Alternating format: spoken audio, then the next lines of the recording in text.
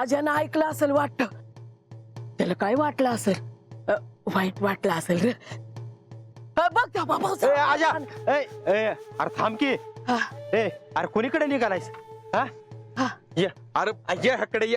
अरे ये बाबा, या तू. अरे आजा, ये ये ये वाईट बस हात ये. हा ये ये ये बाबा बस.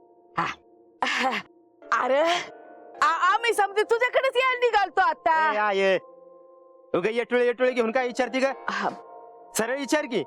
आजा काय पार काय वय आजा, तू बानूला चांगलं समजून सांगाय पाहिजे होतं. मासा देवी मोर येऊन सांगावं धाडते त्या, आणि ही नाही म्हणती. बरं दिसतं का ही? अरे समज माझं चुकलं बघ रंग्या. अरे म्याच म्हणलं बानूला का जेजुरीला जाऊ नकस म्हणून. तो विषय पुण्यांदा काढू नकस. हरतीनं मनावर घेतलं की तो नाही म्हणलाच.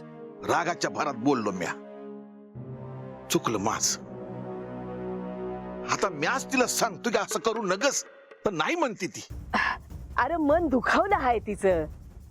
ती उगा असं नाही नाही म्हणायची. आणि आपल्या समध्यासनी बानू कशी आहे ठाव आहे ना व. हा शेवंते, अगं माणसं ते बिसली नाही म्हणली. चुकलं बघ. आणि त्यासनी बाणूला जेजुरी बाहेर काढल्याला चालतंय वय.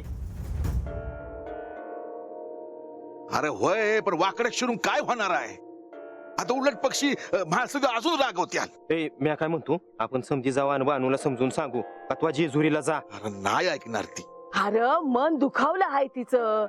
रागाच्या नादात बोलली असेल ती असं.